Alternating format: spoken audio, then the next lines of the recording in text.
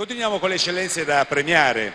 Questo è uno straordinario artista italiano. Negli anni 70, pensate, avviene il primo contatto con la fotografia e il suo costante impegno, soprattutto dettato dalla passione per la moda, naturalmente, e lo fa diventare proprio presidente onorario dei fotografi professionisti italiani.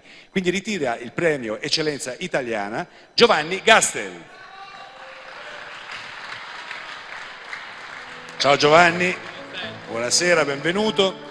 Giovanni, ti leggo la motivazione, intanto ti consegniamo il premio. Tra i più raffinati fotografi e artisti celebri in tutto il mondo, con uno stile personalissimo e unico, figlio di una profonda cultura e di un'abilissima padronanza tecnica, lo porta a creare immagini contemporanee senza tempo di grande bellezza ed eleganza. Giovanni Gastel. Ed è vero Giovanni, no? Hai girato il mondo con le tue immagini e le tue immagini parlano della tua arte.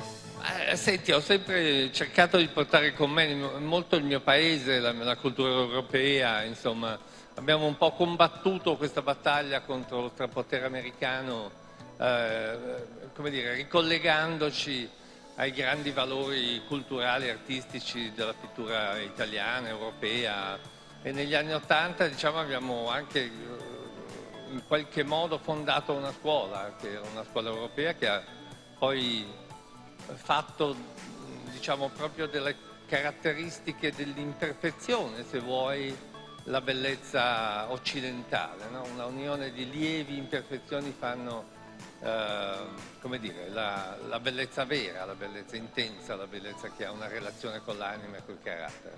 Autentica. Autentica, un po' contro la Kelly LeBrock, insomma, la bambolona gonfiabile. Senti, ma